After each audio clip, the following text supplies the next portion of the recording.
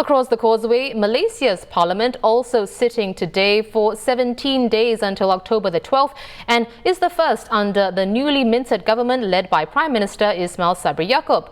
Officiating the start of the session, the King said efforts for bipartisan and consensus approach in managing the nation is the way forward, adding that he welcomes the government giving the opportunity to others, including MPs, to take part in the administration, noting that such a mature approach in governing was what the people wanted. Well, Malaysia Bureau Chief Shannon Teoh is here with more. Welcome back to the show, Shannon. So the King called for a bipartisan and consensus approach. Did we see that in this confidence and supply agreement that was signed just minutes ago? What's the latest there? Well, strictly speaking, yes, this has happened because an agreement was signed. Now they're calling it the Memorandum of Understanding on Transformation and Stability.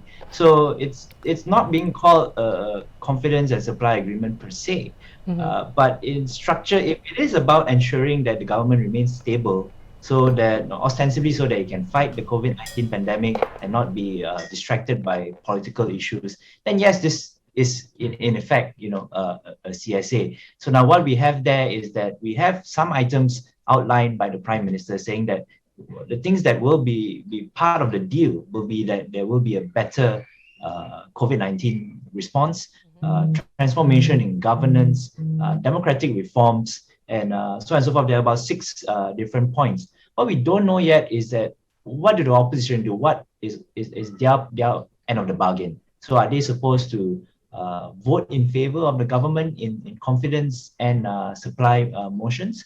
Or are they just supposed to abstain, so on and so forth? So those details are not out yet. That would be in the MOU document proper, right? So, and that's not been made public yet. So they just inked it about 15, 20 minutes ago. We were waiting to get more details of exactly what was the final agreement. Well, Shannon, moving forward, what does this agreement or MOU spell for relations across the aisle during this parliament session, as well as, for the rest of the Ismail administration? Well, for this sitting, I think we're not going to expect many surprises in this sense. They've just inked something which is a great coming together. It's 2 opposing sides shaking hands. I think we'll see a fair bit of peace and quiet across these 17 days. At least I'm hoping so. But for the rest of the Ismail administration, now that's the question: how long is this administration going to last? People in his own party are saying we should have an election as soon as we can, even though the parliamentary term only ends in 2023. If both sides have signed this in good faith, and if they're committed to actually being, having discussions, having negotiations on important legislation, on the budget, for example, on the COVID response, then I think in good faith, it will see something which, will benefit Malaysians, because you're bringing in all the ideas from both sides on how to tackle the pandemic that has now become, we've got the deadliest wave and we're still recording deaths in the hundreds each day. Well, Shannon, it's Malaysia's first parliament session for the year. You mentioned, of course, the pandemic, but what are the other hot button topics that we can expect for the next 16 days? So there are 2 main things that are going to be debated during this parliamentary session. Right now, it's the royal address. So it's an opportunity for MPs to raise practically any issue under the sun.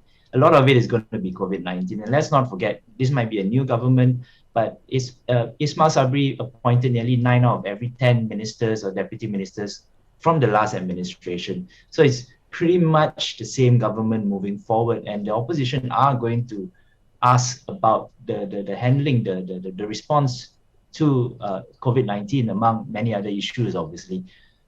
One of the other important things that are going to be tabled is the 12 Malaysia plan. Now, this is a 5-year development blueprint, and it's going to outline how Malaysia is going to spend to improve its economy, to develop not just things which have to do with bare economy, but social stuff, infrastructure, public facilities. Now, this was supposed to be tabled last year. In fact, the 5-year plan is 2021 to 2025, and 2021 is nearly done. So it has been delayed because of COVID, and they had to take a step back and look at how the economy, how the entire nation is going to look like as we come kind of ease out into a recovery now, and then table this plan. So this is going to be an important document for not just this existing government, but whichever government is going to come in after the next election. So these are the two main items. And if this CSA or MOU or whatever you want to call it, if it has been done in good faith, then we should be seeing some really good and constructive debate.